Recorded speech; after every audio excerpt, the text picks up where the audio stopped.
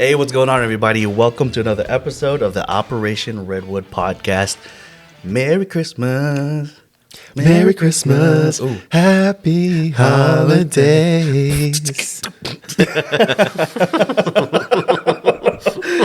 Oh, you guys are welcome. You guys are all welcome. Merry Christmas.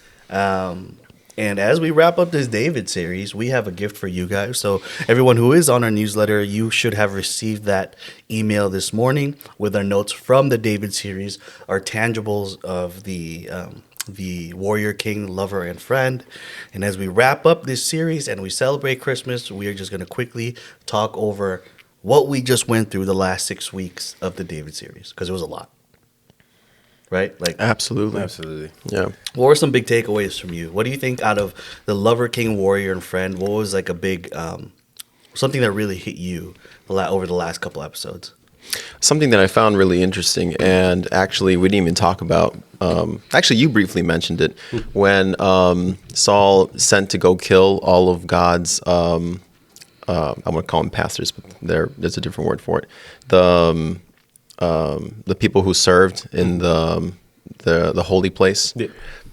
Drawing a blank right now for the word, but anyways, I found it interesting how, you know, you read a story so many times and you get a little, not jaded, but you get a little, Because you've read it so many times, it's kind of like whatever. yeah, you just kind of breeze through it and you go through the motions. But when you actually sit down, you slow down and you get to read the story, you pick up little things here and there, right? And you're like, oh, I didn't realize that. And why did he do that? You know, I've read the story before, but now I'm barely thinking about this. So when that happened, Saul went to go, yeah, exactly. Yeah. Just like the first episode. Sorry to cut you off, but it was like when you were like, David was anointed, and then 10 years later, I was like, what? Yeah, it's crazy because you know they don't specify this, you know, in the Bible. Yeah. But you piece it together like a puzzle the more you read. So anyways, when David was hiding, right, with the priests, and Saul went to go get David, right, he sent 2 armies, right, and then he went himself, and all 3 times God protected David. Mm-hmm. And so he's there with the priests, and he can't be touched, apparently, right? He's probably in the safest place that God has put him, right? But for whatever reason, David was like, you know what? I need to leave. I'm not safe here. Yeah. And then he goes, and that's when he tries to, you know, fit in with the Philistines, thinking they're not going to recognize him, and they're just like, "Isn't this David?" You know, and isn't this the guy who's trying to kill us all, right? No, I'm Mavid. Yeah. Not the same. And he has to like go to the point where he has to act like, you know, a special person or like a crazed person, you know, I do remember drooling and all that stuff. And it's like, God had already put you in one of the best place to be. Yeah. And because you had your own humanly manly way of thinking, you thought, I'm not safe here, when God already delivered you supernaturally 3 times. Yeah. You know, and because you can't fathom something, why it's working, you know what I mean? Mm-hmm. It doesn't mean that God doesn't have your back, and God knows better, you know? And sometimes we don't understand it, and we're just like, yeah, I'm in a bad place, but really that's where God wants you, you know? And he shows you that you're going to be okay. But just because you're in the fire, you're like, oh no, I'm in the fire. But you're like, instead of saying, wow, these flames are not burning me. You know what I mean? So that was my biggest takeaway from my reads. I was just like, I've read this story before, but I never really thought about that. Yeah. You know? Absolutely. Oh, that's good. Man. That's really good. Absolutely. On my end, I think that it would be like trusting the process. You know, because for those 10 years when Dave was like, yo, I'm supposed to be king or whatever, you could only imagine what he was going through mentally. Like, when is this thing going to happen? And then you get to the point where he is king now, and he's having to look over all these people. But then prior to that, you know, having to flee from the person that was supposed to be loving on him. You know, so trusting in the process and knowing that God actually has a plan for you. At times it's hard, right? Because we have our own desires, and in those desires, we end up finding ourselves, at times in the field. Where it's like, dude, I thought that this was supposed to happen already. But trusting in the process, knowing that it's going to come to fruition, I think that was my key takeaway. That's good. Yeah. Both really good points. It is really hard too, because it's one thing to be in the fire and not being burned, right? But it's a whole entire situation when you have to go for 5 years in captivity, and you have to go hide in the desert and in the cave, and you just gotta be like, all right, God, I know you said I'm gonna be king, so I'm gonna be king, Oh, yeah.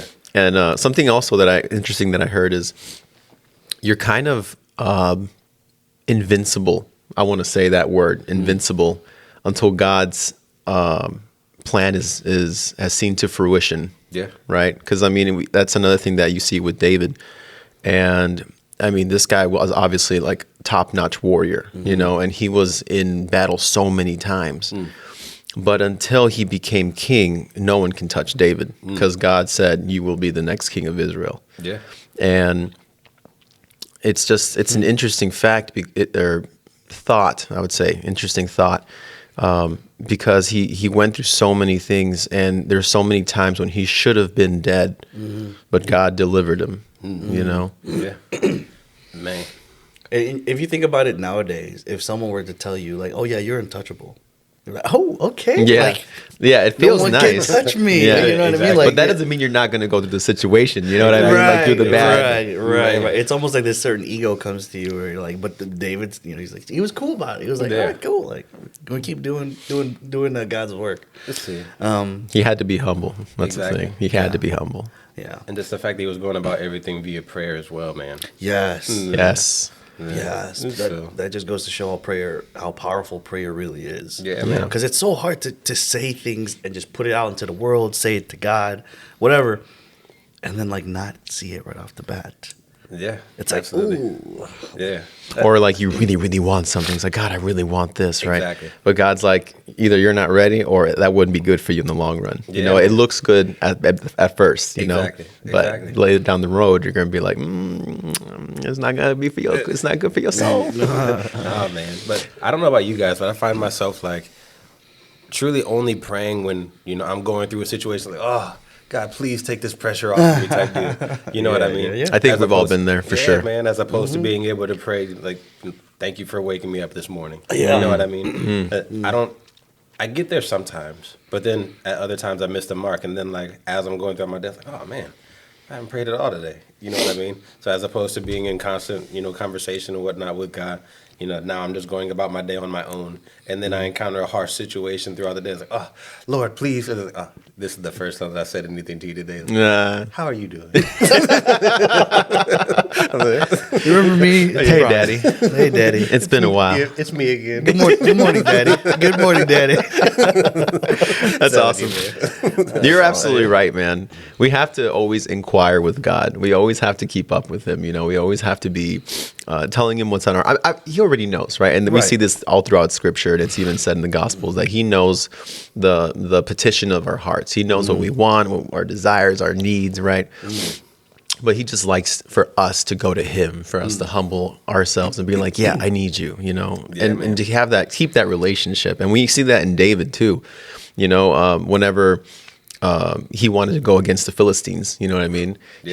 He went and inquired God, right? And then his men, right, in I forgot the name of the men, but they eventually became his warriors.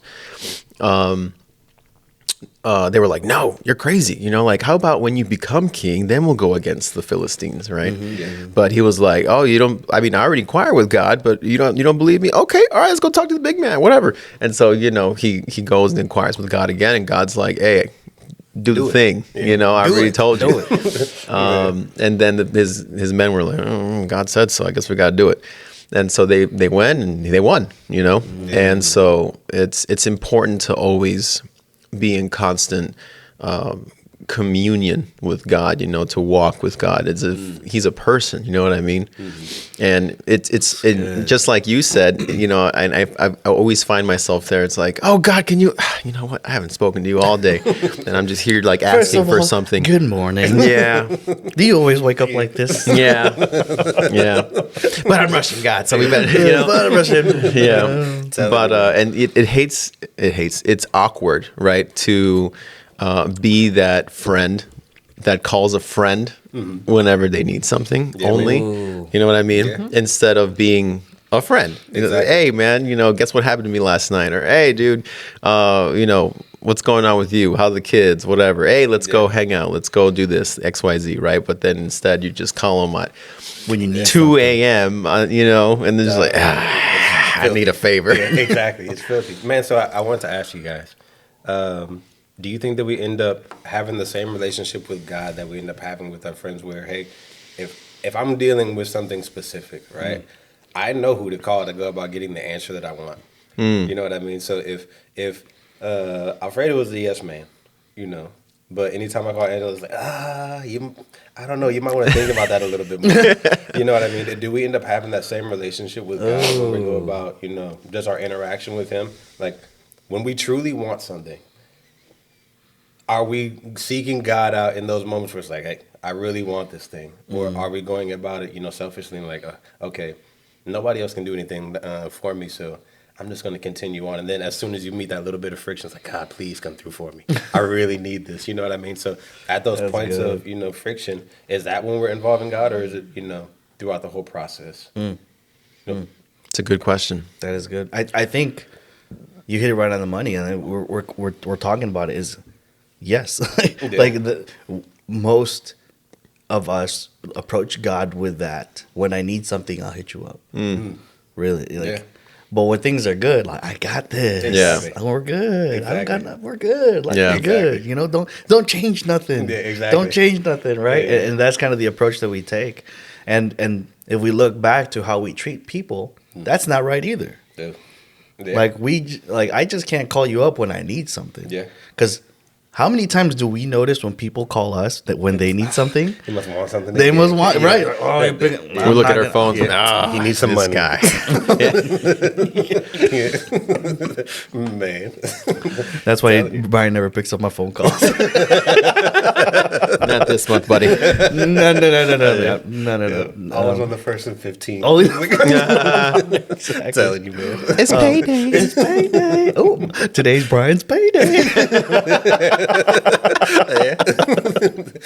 It's perfect. That's awesome. It's perfect. I just want to check up on you, just see wa- how everything hey, was just- going. I just want to check up on you. Telling good. you, man. But yeah, dude, like we have that with people too, and when we treat people that way, no one's gonna want to be around us because we don't want to be around those people. Yeah. So it's so easy for us to see, oh, this person's calling me. How about you see how maybe you don't do that for the money sense, right? Like we're joking around, but maybe you do that with other things where you only reach out to people for certain things. Yeah. And it's a great time to self-reflect. Like we see all these errors in other people, but it's just like, bro, it's just look, how does that turn to me? What in my own character, in myself, do I need to change? Like, how am I being like that?